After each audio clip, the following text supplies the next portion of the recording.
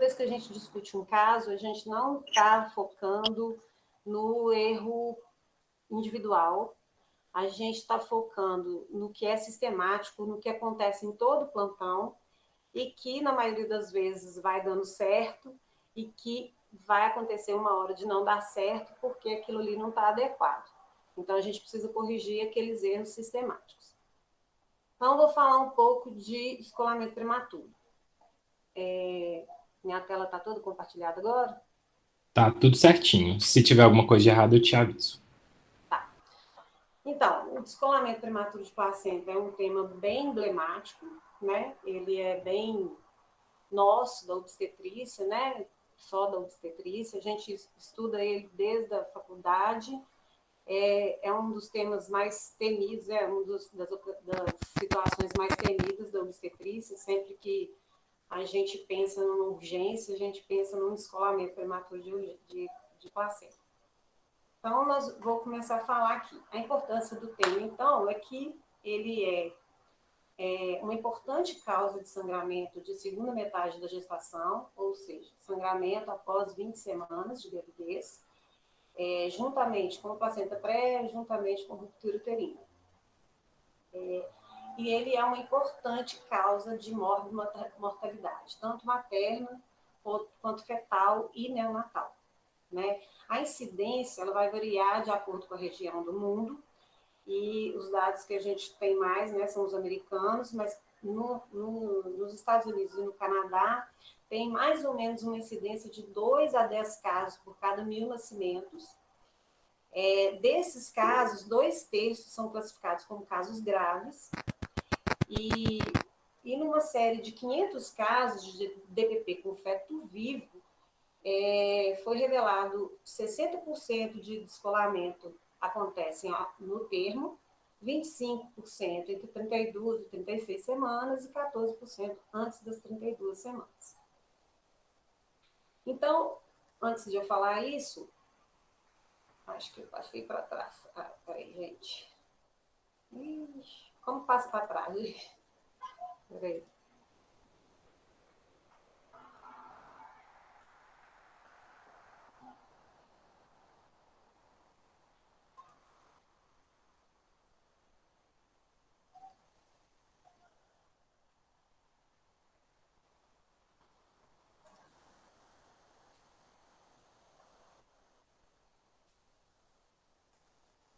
Tá. Então, eu vou falar de novo aqui.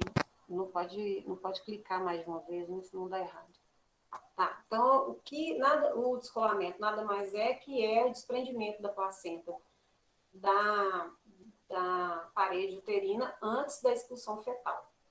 As principais causas são doenças placentárias crônicas e traumas. Os traumas podem ser traumas abdominais, contusos, um acidente automobilístico, por exemplo, ou uma descompressão brusca. E a descompressão brusca ela acontece quando? Às vezes a gente rompe bolsa, tem um polidrama e aquele líquido sai muito rapidamente, causa uma descompressão brusca. Ou, por exemplo, no nascimento, depois do nascimento do primeiro gemelar, pode acontecer também uma descompressão brusca e isso levar a um descolamento. A maioria deles não é pelo trauma, é pelo... outra coisa pode ser uma vasoconstrição anterior. Uma grande vasoconstrição também é considerado como uma causa traumática. Doenças placentárias crônicas são as principais causas, aquelas doenças que causam alterações, anormalidades no desenvolvimento precoce das artérias espiralares. Lá da fisiopatologia da preeclampsia, da fisiopatologia do CIUR, né? Então, essas alterações placentárias, elas causam uma necrose tecidual, uma inflamação placentária e possivelmente infartos que vão futuramente levar a um DPP. Então, a ruptura de vasos maternos, elas podem ser tanto arteriais ou venosas na descida basal. É o gatilho, né? Quando a ruptura de uma artéria, ela causa um sangramento de alta pressão que disseca, né, a interface tecidual e leva aos casos mais graves. A ruptura de vasos venosos de baixa pressão, ela é tipicamente na periferia do placenta e ele tende a ser sangramento autolimitado, né? Proporciona pequena área de separação tecidual. A gente chama isso muito frequentemente de descolamento do seio imaginal, por exemplo. E a repercussão que isso pode trazer, na verdade, é uma evolução para um oligodrâmio, uma evolução para um CIU, por causa de uma área placentária que não vai funcionar adequadamente, mas que não tem uma grande, uma dissecção grande da descida. Então, a grande atriz da DPP é a trombina. E a trombina, ela, através de duas vias, ela pode ser formada e isso é um ciclo vicioso. Então, o que acontece? Quando há uma ruptura dos vasos, há liberação de tromboplastina das células teciduais e uma hipóxia tecidual que libera um fator de crescimento endotelial e uma produção aberrante de fator tecidual. Dessas duas vias, elas levam à liberação de trombina.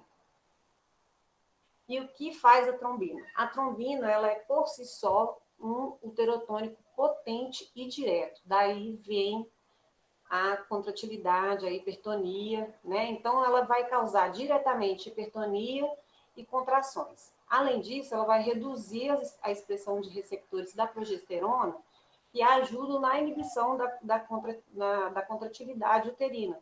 Então, ela, além de ser um uterotônico, ela ainda reduz o que contrapõe a essa hipertonia. Ela vai fazer também uma regulação positiva na expressão de genes da apoptose e produção de citocinas inflamatórias. Onde tem inflamação, também tem uma cascata de coagulação envolvida.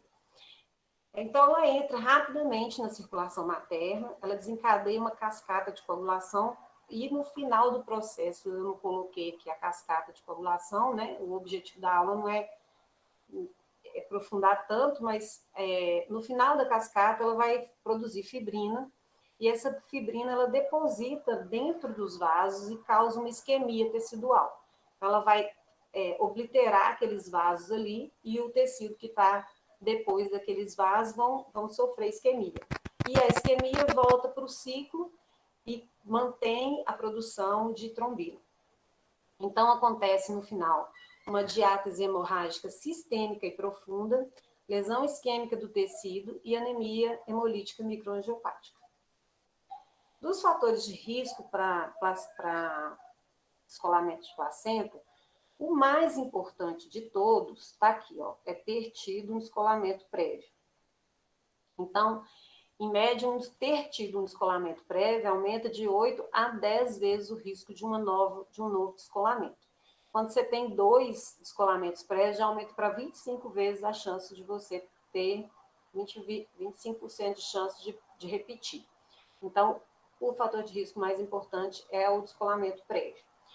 Tem também uso de cocaína, que tem um risco relativo de 5. Tem, depois disso, a eclâmpsia, o polidrâmio, pelo aquilo que eu já falei anteriormente, né? Pela descompressão brusca da cavidade. Mas tem também hipertensão crônica, a ruptura prematura de membranas, a eclâmpsia, o ciúr, idade materna e tabagismo. E tem também um sexo masculino no feto, né? Mas que é uma coisa que eu não sei explicar.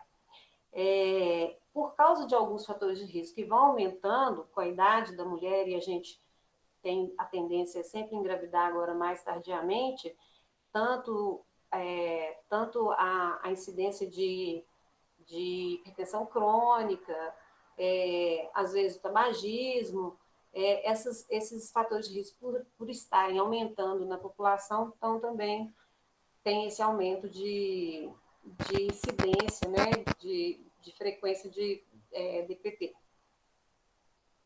Aí aqui eu quero focar um pouquinho, que é o seguinte: o quadro clássico do DPP é aquele quadro que a gente estuda desde sempre: sangramento vaginal abrupto, dor moderada, né, ou leve ou moderada no abdômen ou nas costas, contração uterina ou hipertonia e bradicardia fetal. Tá? Esse quadro clássico aqui, quando a gente pega ele todinho, né, é ótimo, o diagnóstico é fácil, e aí é mais fácil de partir para o tratamento correto.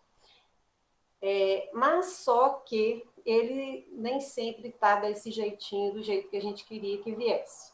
Então, ele muitas vezes, ele vem com contrações uterinas, que não é aquela hipertonia clássica, mas são contrações uterinas usualmente de alta frequência e baixa amplitude. E daí a gente usa aquele termo bem frequente na nossa prática, que é aumento de tônus, né? Que é alta frequência e baixa amplitude. E que muitas vezes a gente subestima a gravidade disso. Pode acontecer de ter padrão típico de trabalho de parto, porque muitas vezes o descolamento pode acontecer, inclusive, durante o trabalho de parto, e o sangramento varia de leve e clinicamente insignificante até grave e ameaçador à vida. 10 a 20% são chamados de descolamento oculto. Então, aquele hematoma disseca, mas ele é central e ainda não escorre, né? Não vai lá para fora. Uma coisa que eu esqueci de falar é o sangramento do DPP, o típico, é um sangramento mais escurecido, não é preto não, né? Claro, mas é um descolamento escuro, porque ele passa pelo processo químico ali de transformação do sangue e já tem um pouco de consumo dos fatores de coagulação. Diferente, por exemplo, da placenta prévia, que é um sangramento rutilante, um sangramento vermelho vivo, que é indolor, né? Isso aqui é muito importante, que é a quantidade de sangramento, ela não correlaciona com a gravidade do caso. Inclusive, casos gravíssimos podem acontecer sem sangramento, que são esses descolamentos ocultos. Na alteração da frequência cardíaca fetal, a gente pode ter uma variedade de alterações. Você pode ter desaceleração tardia, pode ter variável recorrente, pode ter uma variabilidade reduzida, pode ter bradicardia ou pode acontecer padrão sinusoidal. Então, se você ficar esperando só a bradicardia, talvez você vai pegar só no final para a morte fetal. Então, essa figura aqui, eu acredito que o Maestro, gente, estou confundindo o nome. Quem foi que deu aula mesmo de vitalidade? Esqueci. Ele deve ter, eu acho que isso. Eu acho que ele chegou a falar dessa figura, que eu acho que é uma figura importante, que a gente devia saber essa sequência de cor, né? Então, a princípio, você pode ter desaceleração, e desaceleração que é variável e que pode ser inicialmente típica, né? Depois, você vai perder as acelerações e os movimentos fetais. Depois, você vai liberar a catecolamina, e quando você libera a catecolamina, você sobe a frequência cardíaca fetal, ele vai fazer uma vasoconstrição periférica e redistribui o fluxo e faz uma glicogenólise. Daqui para trás, o feto ainda está compensando. Ele tem uma hipóxia, mas ele está compensando. Daqui para baixo, começa a descompensação. Então, a descompensação, o que vai acontecer primeiro? Uma perda da variabilidade e uma queda aliás, sobe a linha de base por causa da taquicardia, né, das catecolaminas, e perde a variabilidade da linha de base. E, por último, nós vamos ter a bradicardia. Então, se a gente tiver sempre com aquela ideia de que o descolamento é só aqui, ó, a gente já está na fase final. Então, isso tudo aqui para trás acontece um pouco antes. Claro que quando o descolamento é 100% descolamento, né, que é um vaso muito central, às vezes não chega a acontecer tudo e já vai, né? Mas é importante a gente saber essa sequência, porque muitas vezes a gente ouve um DCF lá, tá normal, tá 150, e aí descarta a princípio a possibilidade do diagnóstico. Então, como eu falei, o quadro clínico pode ser de completamente assintomático, a morte fetal e NIR-MIS ou até morte materna. Achados laboratoriais. Não tem um exame laboratorial que você faça que vai te dar o diagnóstico do DPP, né? O diagnóstico é clínico mesmo. Um exame que correlaciona melhor com a CIVD é o valor do fibrinogênio, né? Ele fala a favor, assim, já está acontecendo um CIVD e já vai te prever múltiplas transfusões. Então, um fibrinogênio menor que 200, ele tem 100% de valor preditivo positivo para hemorragia pós-parto e por causa da CIVD. E o fibrinogênio acima de 400, ele tem um valor preditivo negativo de 79%. O ultrassom. Então, por que a gente não pode depender do ultrassom para fazer o diagnóstico? O ultrassom, ele tem também uma gama, um espectro muito grande de achados que podem ou não correlacionar com o DPP. Então, o hematoma, ele pode ser tanto hipo, quanto iso, quanto hiperecogênico, né? Ele tende a ficar isoecogênico à medida que ele já passou muito tempo do descolamento. E às vezes ele é isoecogênico e não é possível ver que aquilo ali é um hematoma, não dá para separar ele da placenta. Então, a sensibilidade dele é de 25% a 60%. Quer dizer que a gente pode ter 50% dos casos de descolamento que o ultrassom não vai ver. Então, ele pode ser útil, por exemplo, quando o feto é prematuro e você acha que tem um descolamento e não tem sangramento. E aí aquela tendência, a preocupação de tirar um feto prematuramente, vale a pena utilizar o ultrassom, mas também depende do tempo que vai gastar para fazer o ultrassom, né? E então ele tem falha aí, de 50% dos casos. Essa classificação, ela é clássica, assim, né? Muitos livros trazem, mas assim, os artigos novos nem falam muito dessa classificação. Mas eu vou falar porque ela é conhecida.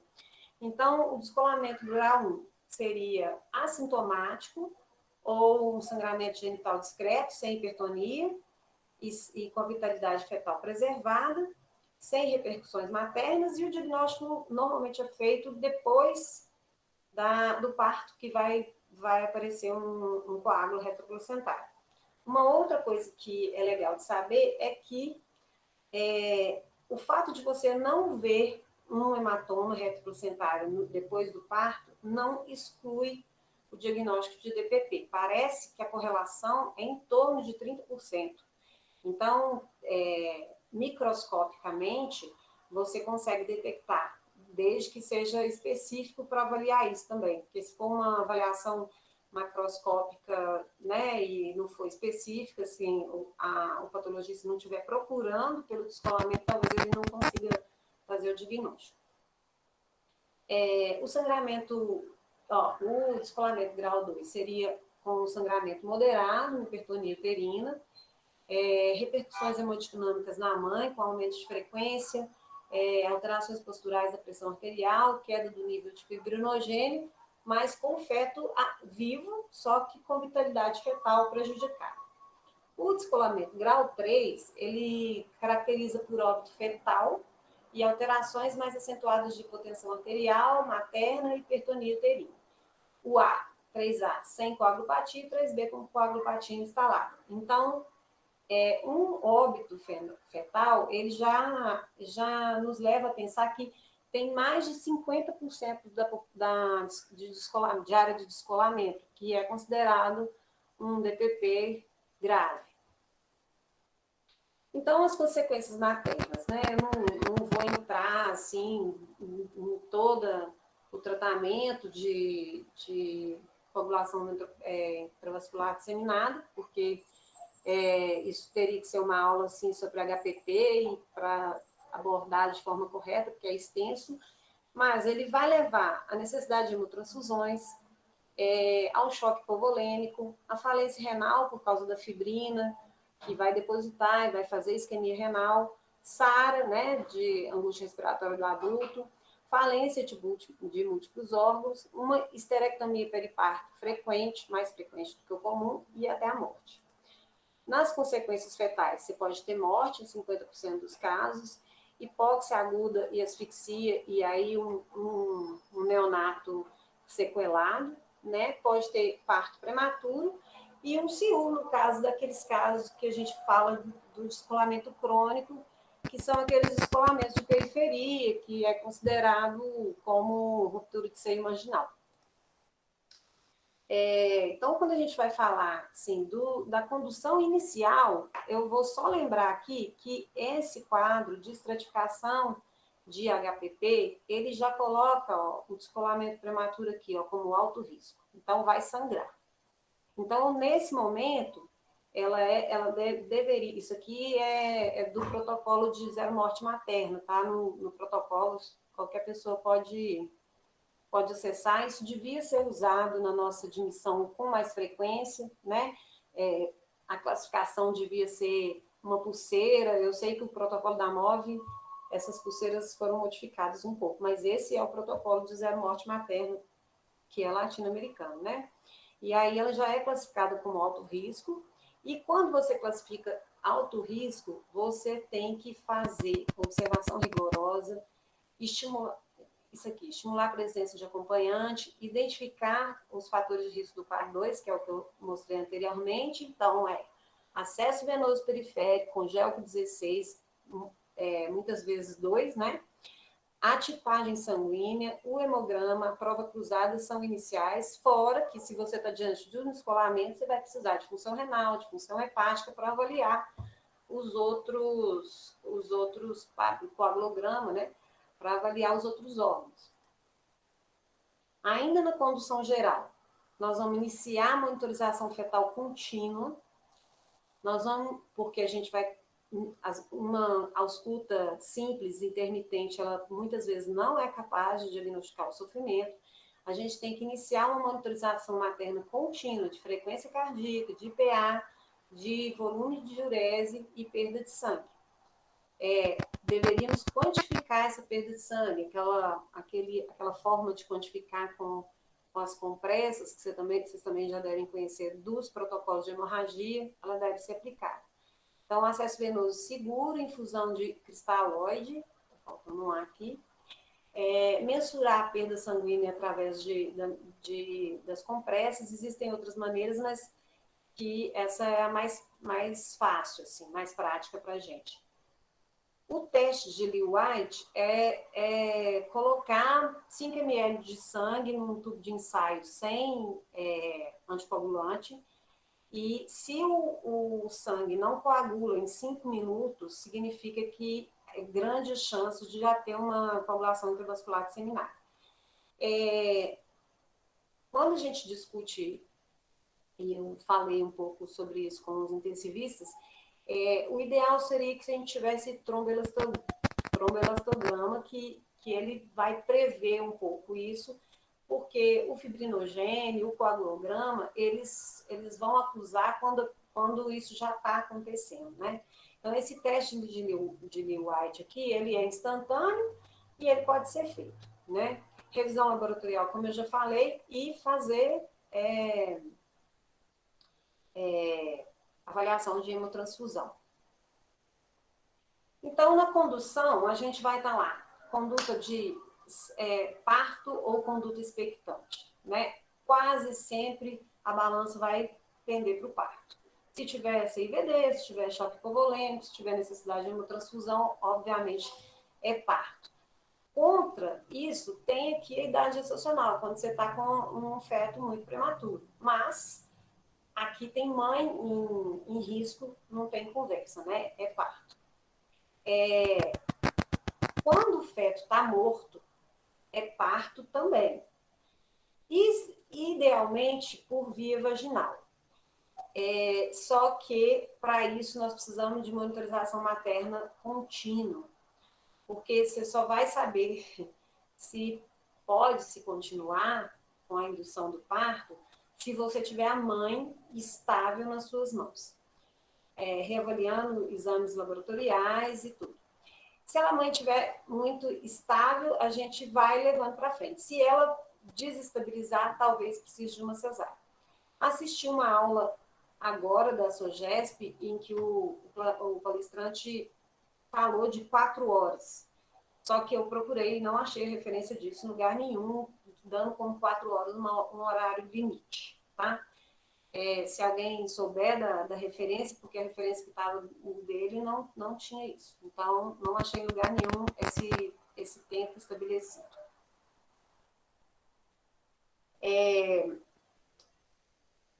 Aqui, ainda com o feto vivo, você vai ter, a favor de uma conduta expectante, uma mãe estável, uma gravidez abaixo de 37 semanas, mas com o feto estável.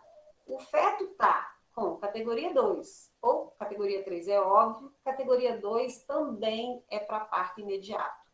Por quê? Porque da categoria 2 para a categoria 3, no caso do descolamento, ele é muito rápido.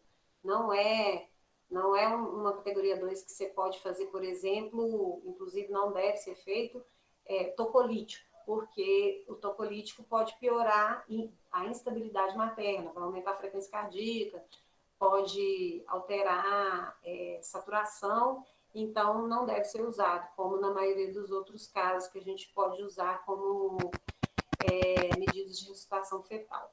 Então, nesses casos aqui, o feto está vivo, tem categoria 2 ou categoria 3, e o diagnóstico de DPP vai para cesariana de urgência. Pode ser parto? Pode. Se ela estiver lá em trabalho de parto e descolar com 10 centímetros, você pode instrumentar o parto, e aí, normalmente, você vai usar um fósforo, você não vai usar um VAR, que demora 20 minutos para tirar, né? Quando que você vai pensar mais na conduta expectante? Na verdade, essa conduta expectante, ela é praticamente restrita àqueles casos de rotura de seio imaginal, porque a mãe tem que ficar estável, você tem que ter lá a criança tem que ser, né, prematura, porque ainda, se ela não for prematura, assim não vale a pena, né? E vai ter que manter a monitorização contínua materna e fetal, porque essa balança pode pender para cá a qualquer momento. Então, a conduta expectante é para a idade gestacional menor que 34 semanas.